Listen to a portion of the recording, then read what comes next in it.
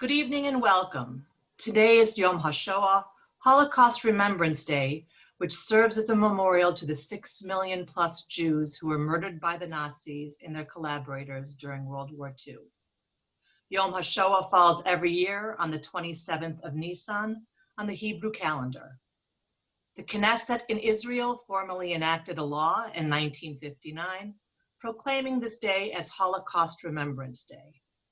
And in 1979, President Jimmy Carter was the first to honor this day. And since then, it has been observed by the White House annually. Moreover, every year, the United States Holocaust Memorial Museum assigns a theme on which to focus, which this year is Kristallnacht, the night of the broken glass, which tragically occurred November 9th through 10th, 1939, when Hitler's government sanctioned, prepared, and enacted the destruction of Jewish businesses throughout Germany, the demolition of other Jewish properties, including synagogues, and harassed, arrested, beat, and imprisoned, and even murdered thousands of Jewish citizens. Today, we in Kenosha remember all who tragically perished during the Holocaust. Our program will include some lovely musical pieces, a video explaining Kristallnacht, the lighting of a memorial candle, a virtual presentation by a Holocaust survivor from Germany, and readings by students from Indian Trail High School. Thank you for joining us during this somber, solemn day, and may the memory of all of the victims of the Shoah be for a blessing.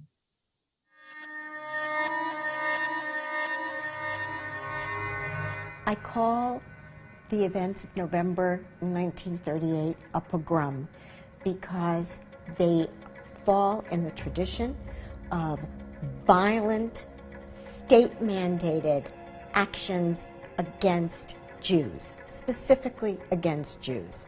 There's a long history of pogroms carried out by many different peoples at different times, and this falls into that tradition.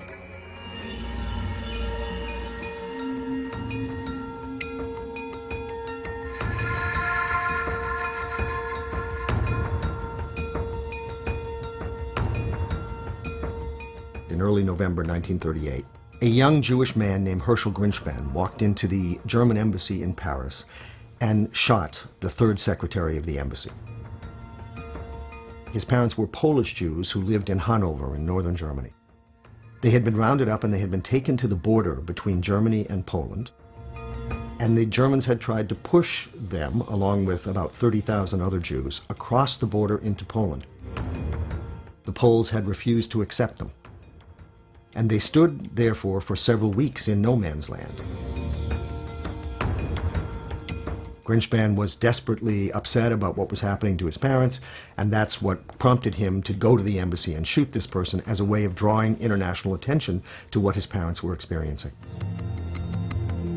And this, the German propaganda apparatus immediately drummed up as part of the international Jewish opposition to Germany.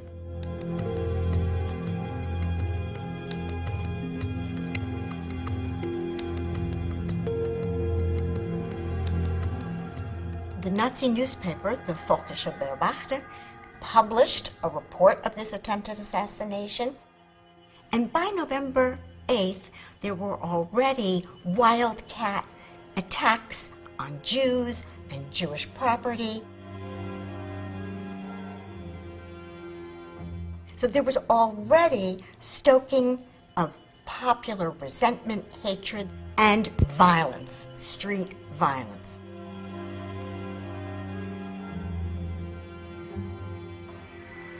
As ill luck would have it, the party leadership was meeting just at that time in Munich, and it was a moment for them to show their loyalty to their Führer.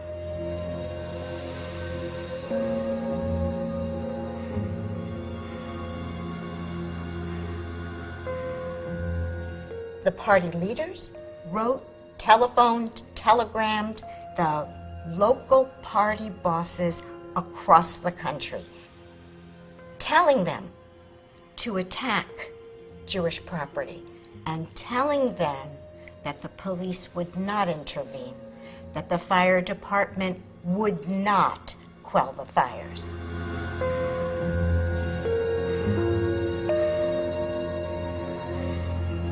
It turned into an explosion of violence. Most of the synagogues in the country were burned down that night. Jews' private residences were attacked, their furniture thrown into the streets. Thousands and thousands of shop windows, about 200 synagogues burning in this way, right? It was a much more public act of violence than anything that had come before it.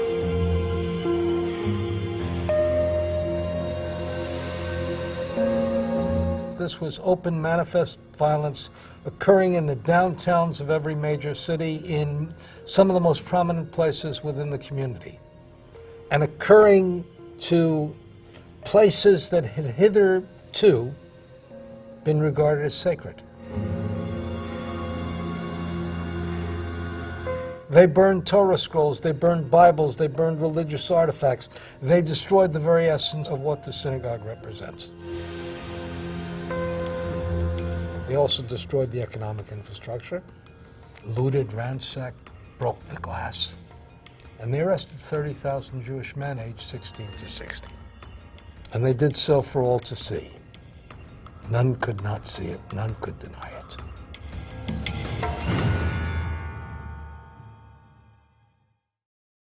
They see, the leadership sees just how much they can get away with. A lot of this is this kind of pushing of the envelope and seeing, how things are going to play out and how the general public is going to respond. And there was no uprising about the pogrom. Instead, ordinary Berliners referred to it as Kristallnacht, broken shards of glass which need to be cleaned up. Most interesting part of that is what happened 3 days later. They have a meeting in the economics ministry, and the meeting essentially is to assess the damage of Kristallnacht. And the economic minister is not very happy because there was the destruction of 7,000 Jewish businesses, which in order to repair would have essentially meant that the entire foreign reserves would have to be used to buy glass.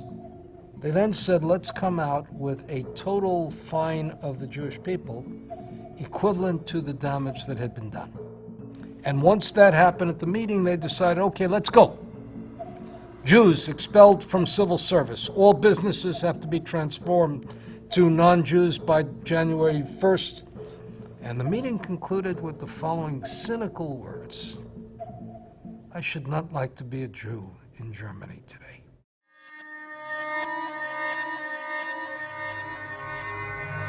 In one respect, this was a radical departure from what had occurred before. There had been occasional street riots. There was a pogrom in a little town in Bavaria in 1933. But on the whole, the Nazis had not attacked Jews physically. On the other hand, it came at the end of a whole year of mounting persecution. More and more German Jewish-owned businesses had been driven out of business. More and more restrictions had been imposed on the Jews of Germany. They had been required to adopt identifying middle names, for example. Their identity papers had been stamped with a red J, so on. In early 1938, there were more applications on file for visas to enter foreign countries than there were Jews left in Germany. That doesn't mean every Jew had applied, because sometimes they applied to multiple countries. But that does give you a sense of how clearly people understood that the future in this country would not be good for us. So the violence, on the one hand, did not change the mentality of German Jews, but it did increase the urgency of leaving. That's when the desperate migration began. The desperation to get out of Germany now, immediately, and the young people first, because the young people were the future of the community. Within the German Reich, it's clear that you want to get out if you're Jewish. Outside the Reich, the international response was outrage. It should have been more. We should have done more than we did. The U.S. recalled its ambassador temporarily. We didn't break off diplomatic relations with Germany at this time. The British, they recognized how dangerous the regime was. They started to facilitate the transportation of children to Great Britain, and about 10,000 children came to the United Kingdom in this way. It's a glass half empty, half full. I mean, clearly there's international outrage. But on the other hand, clearly the international community didn't do enough at this point. I don't think there was yet a willingness to stand up and protest, and I don't think a protest would have made much difference to Hitler. We now know that that attack, first on property, but then on people, and it's the attack on people that I focus on, that was the beginning of the end.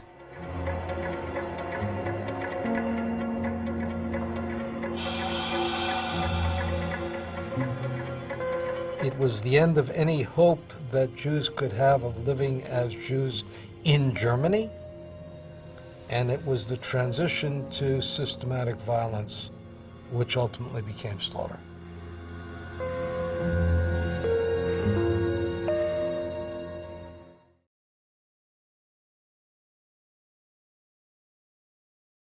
As you learned from the film, our theme for this evening is Kristallnacht, the Night of Broken Glass, which in many ways signified the beginning of the end for the Jews of Europe during the Nazi era. Later, we will hear from a Wisconsin resident who, as a Jewish child in Germany, witnessed these events. Now, we will light a candle, representing the 6 million Jews who died in the Holocaust and millions of others who died at the hands of the Nazis during World War II. Several students from Indian Trail High School will now share with you a few other eyewitness accounts, gleaned from historical sources or personal diaries. Testimony from Miriam Ron, leading up to Kristallnacht. We had a very nice family life, and my father worked very hard to make a good living for us. We had everything, a nanny to take us out, we learned to play piano, and we went on wonderful holidays. Everything changed one day. It was in 1935, and I was standing on the balcony of our apartment with my father, and we heard people marching on the street. He said, "Come and see what's going on." He saw people marching and singing, "When the blood of Jews will be on our knives, we will be happy."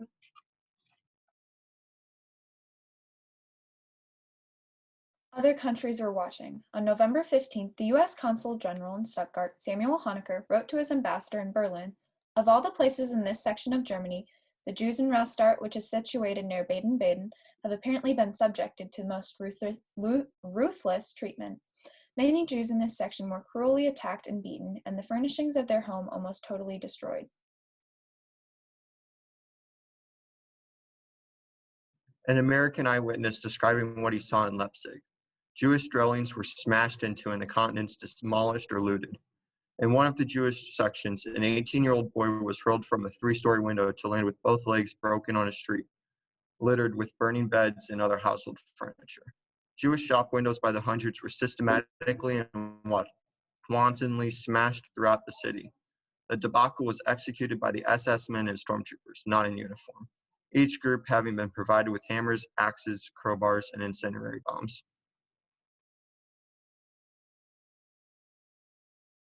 Account given by leader of SS in town of Geldern reported matter of fact about the orders he received. The first measure was setting on the fires in the synagogue at about 4 a.m. By 9 a.m., this was burned down to the foundation. There existed 2 shops in the Sturm district, which were likewise destroyed. The furnishings of the remainder of Jews were totally demolished and rendered unusable. By about 11 hours, all the male Jews, ages 15 to 17, were arrested by the police. The population took a passive attitude. Statement by Father Lichtenberg, Provost of St. Hedwig's Cathedral in Berlin. What took place yesterday, we know. What will be tomorrow, we do not know. Today, the synagogue is burning, and that also is a house of God. In a number of Berlin homes, an anonymous inflammatory rag against the Jews is being distributed. It says that any German who helps the Jews commits treason against his own people. Do not let yourself be led astray by such unchristian thoughts, but act according to the clear command of Christ. Thou shalt love thy neighbor as thyself. Telegram from the Bishop of Bremen to Hitler. The 3 churches of gratitude in Bremen have been inaugurated. They bear your name, Mien Fuha. In gratitude to God for the miraculous redemption of our nation at your hands from the abyss of Jewish material, Bolshevism. I thank you for having enabled us to express in these new churches in what is a deep confession for us who are fully conscious Christian National Socialists. Hail me and fur.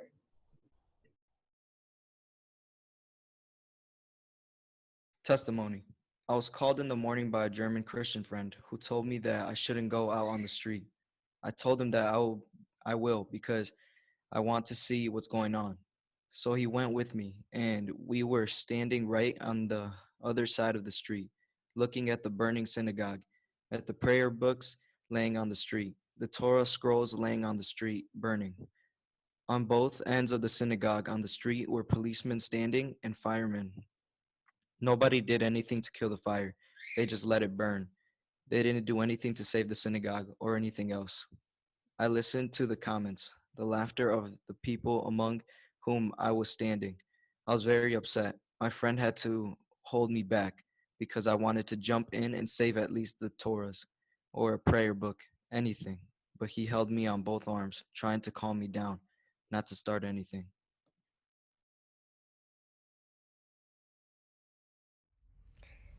Good evening. I am Rabbi Dina Feingold of Kenosha's Beth Hillel Temple, and it is a great honor for me to introduce our speaker for this program since I have known her for many decades through the Jewish community in Wisconsin. I only learned her story, however, earlier this year at a commemoration of Kristallnacht through the Milwaukee Holocaust Education Resource Center. Hildy was born in Nuremberg, Germany, and lived there until she and her family escaped the Nazis at the very last minute in March of 1939. After a year in Switzerland and England, they all arrived in New York in February of 1940. She grew up there, went to public school, Hunter College, and Columbia University, and then she went to work as a physical education teacher.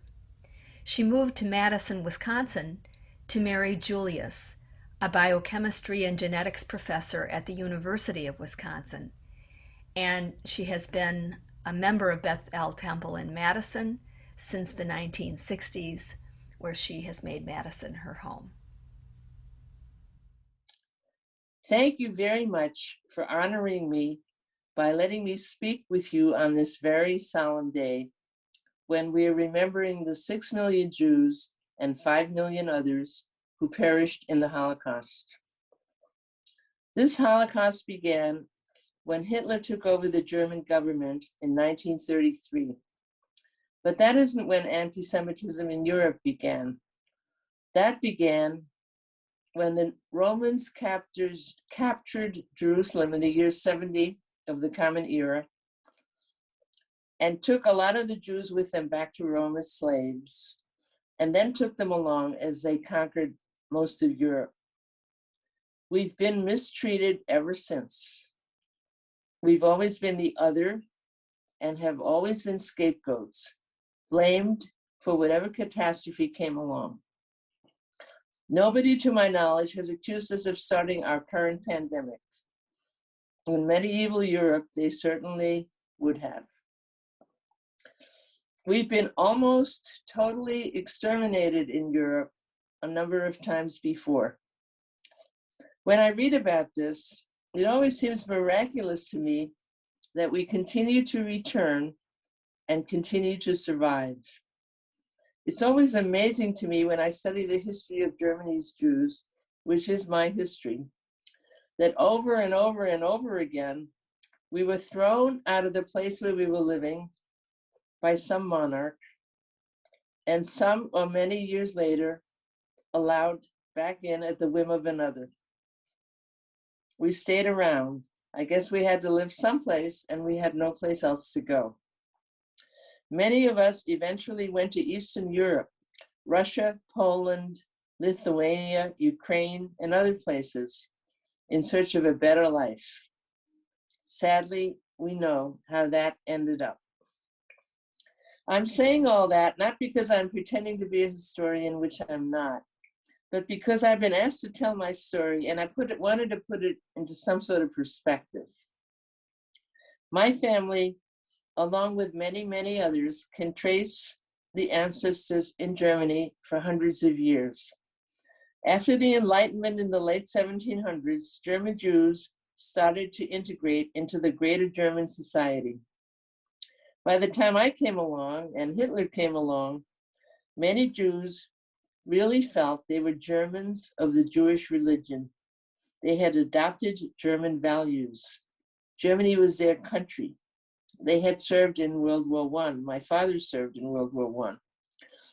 They were very patriotic.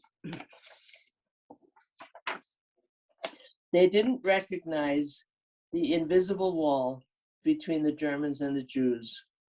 I'm not proud of this particularly, but it was what it was.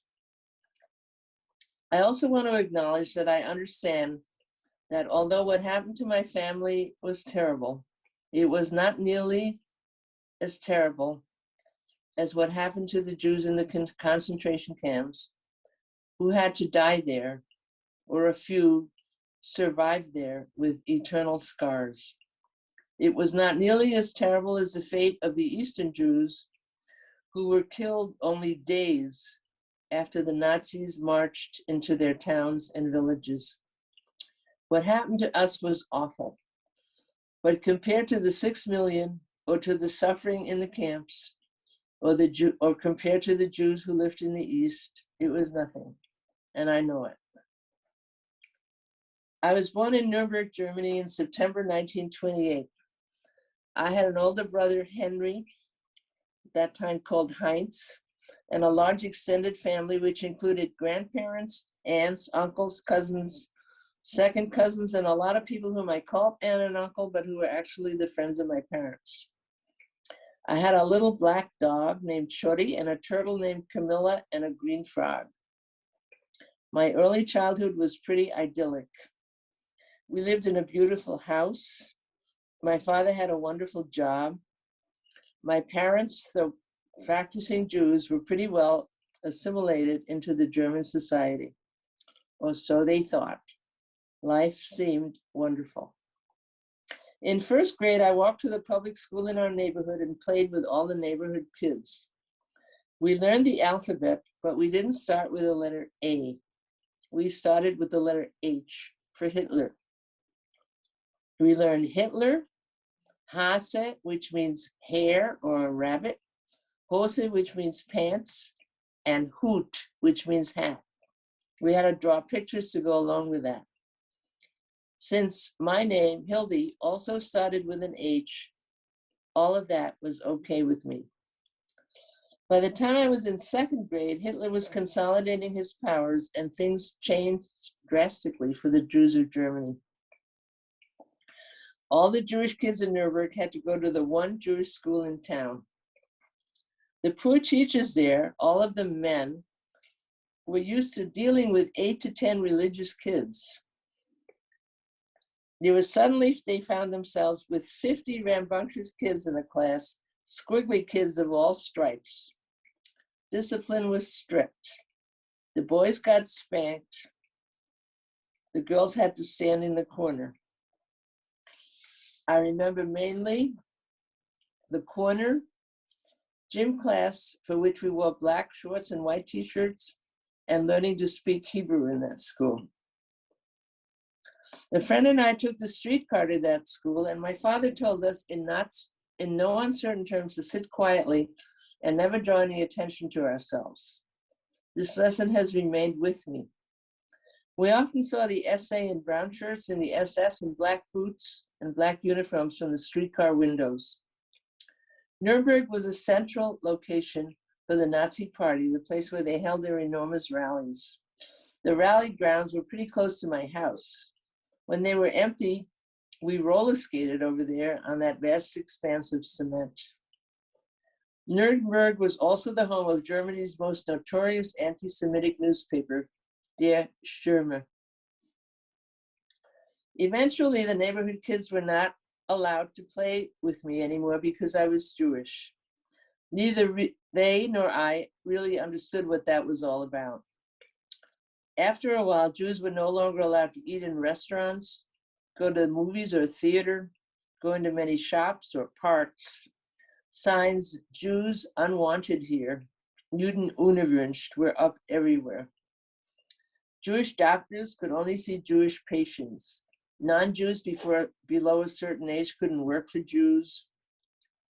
Jewish stores were boycotted. The list goes on and became progressively more dangerous. More and more Jews saw the handwriting on the wall and emigrated. My class at the Jewish school became smaller and smaller. Kristallnacht, the night of November 9th, 1938, was a turning point. Even those who were sure that Hitler would never last, the Germans were good people, and my parents were among them, became convinced that it was time to get out as fast as possible. Kristallnacht, Crystal Night, because of all the broken glass in the streets the next morning, was a planned pogrom carried out by the SA paramilitary forces and the SS and by civilians throughout Germany. The pretext was the assassination of a German diplomat, Ernst von Rath, by Herschel Grinchman, a 17-year-old German Jew living in Paris, who were disturbed about how his parents were being treated at the Polish border. I know that you learned about that in the video we just saw before this. Throughout Germany, almost all Jewish homes, hospitals, schools, and businesses were ransacked and demolished on this night. Almost all synagogues in Germany were burned to the ground. Over 7,000 Jewish businesses were damaged and destroyed. Jewish stores were looted. 30,000 Jewish men were taken to concentration camps. Some were murdered, and a large number committed suicide. Life had deteriorated drastically for the Jews before then, but nobody expected what happened on that night. Most German citizens watched, some with horror, some with delight. All did nothing. The fire departments hosed down buildings adjacent to the synagogue and watched the synagogues burn down. I was home on Kristallnacht with Katie, my nanny, who was not Jewish. By a stroke of remarkably good fortune, my parents were not. They were in Munich, staying overnight with close friends who were not Jewish. They had gone to Munich, a larger city, to deal with immigration issues just in case. They had not yet decided to leave. It was pure luck that they were not at home. It possibly saved my father's life. At the very least, it saved him from great torture in the camps. I have a vivid memory of a close family friend whom I'd known well, who had been taken to the concentration camp Dachau on Kristallnacht. 3 months later, he returned from there with a warning that he must leave Germany within a week. For some reason, he came to our house on the way home, and I saw him. In 80 years, I have not been able to forget his almost unrecognizable, emaciated look and the terror in his eyes. The Nazis banged on our door and came in with axes. They destroyed every single thing in our house, every piece of furniture, every picture, every carpet, every dish, every piece of crystal, all our clothes. Everything was totally destroyed. I remember a man in tall black boots who barged into the room where I was with my nanny. He asked her whose child I was. And then with his axe, he chopped the head off my favorite doll near the door. I remember it rolling on the floor. After it got quiet, I somehow remember going into the hall where orange-colored jam and jelly was oozing through my father's suits, and I remember thinking he would be very angry when he saw that. I vaguely remember the disastrous mess downstairs, but I cannot remember much else. I cannot remember the noise, which I'm told was deafening. I remember almost everything else from that time in my life in great detail, but I cannot for the life remember everything about Kristallnacht. It must be blocked out still.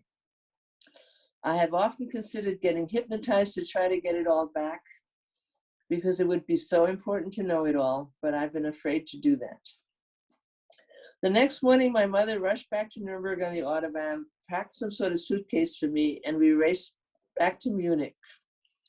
I remember the teenage sons of the family with whom they'd stayed appearing out of nowhere on the running board of our car, telling us to go to a different route. They were checking for Jews down the street. At that time, they were only looking for Jewish men. We stayed with that family part of the next night and drove away in the middle of the night. I remember slithering along the side of the house there in the dark to get to the car. We then traveled through the Black Forest, which my parents knew well, pretending to be on vacation, never staying in any inn more than one night. After about 2 weeks of this, I got the chicken pox. So my parents deposited me with some other non-Jewish friends in Augsburg to recover. The frenzy of Kristallnacht had died down enough to allow my mother to get home to clean up the mess, and my father just kept traveling. My brother by then was no longer in Germany.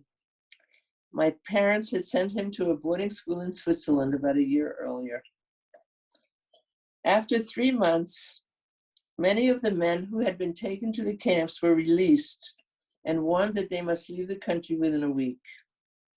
Hitler's intent at that time was simply to rid Germany of all its Jews. The final solution theory had not yet been conceived.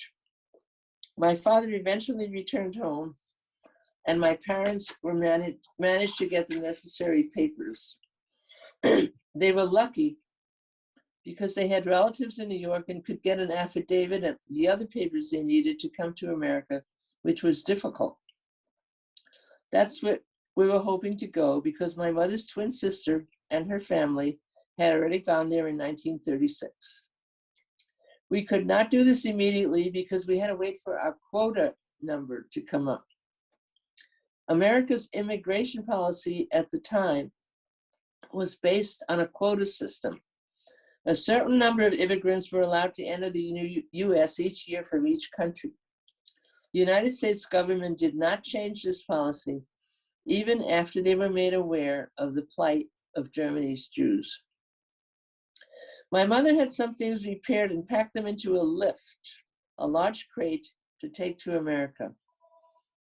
The Nazis bought our house and my father's factory for about 1% of what they were worth. In other words, they stole them.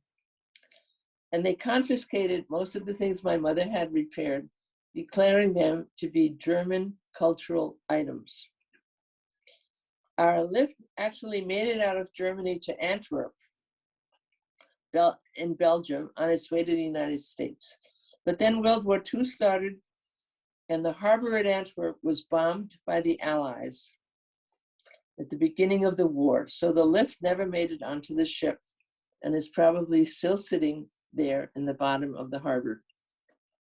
We were lucky and managed to take the train into Switzerland 4 months after Kristallnacht in March of 1939.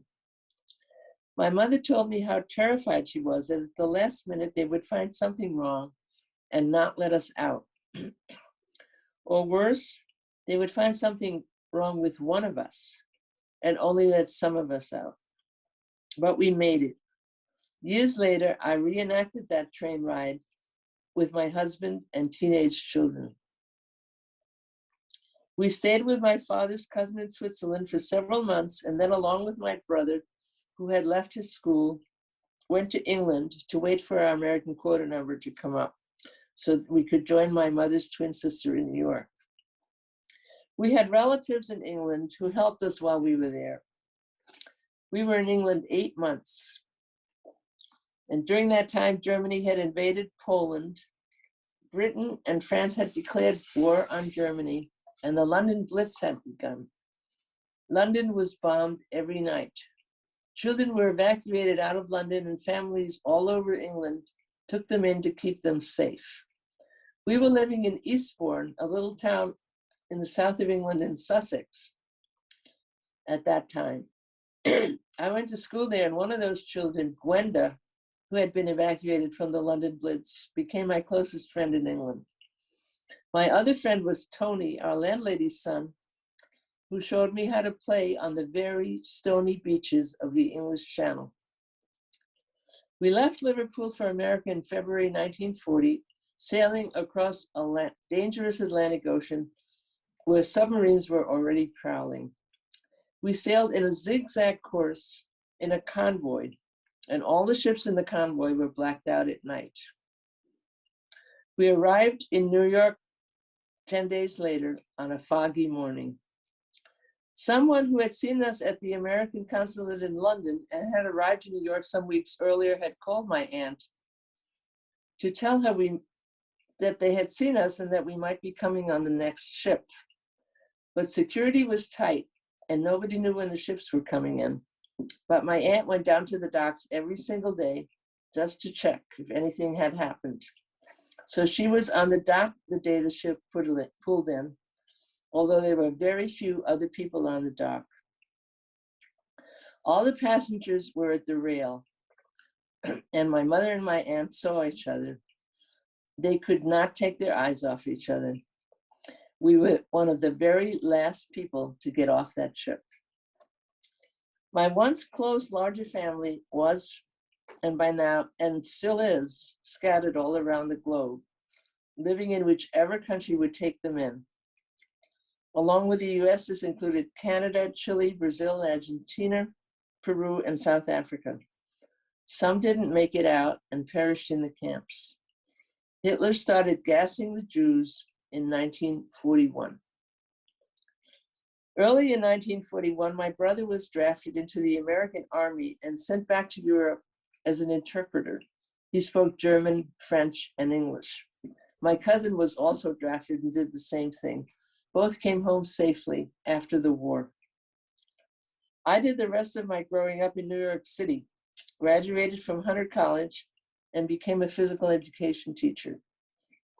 I came to Wisconsin after I married Julius, whom I met on a blind date in New York City, a professor in the Department of Chemistry, Biochemistry, and Genetics at the University of Wisconsin in Madison. Julius also escaped Germany as a child because of the Nazis. We have 2 children, a musician and an artist, a son and a daughter. I know how lucky I am. And as I said before, I also know these experiences cannot compare to the horrors of those who had to endure the camps. Neither can my story compare to the many Jews of Eastern Europe who were murdered with no warning at all.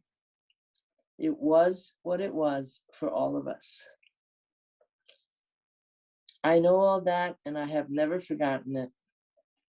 I have never stopped thinking about the 6 million and about all the others who suffered so tragically. Nor have I ever forgotten the enormous debt I owe to the United States of America for letting us in and for allowing me to live such a wonderful life. Thank you.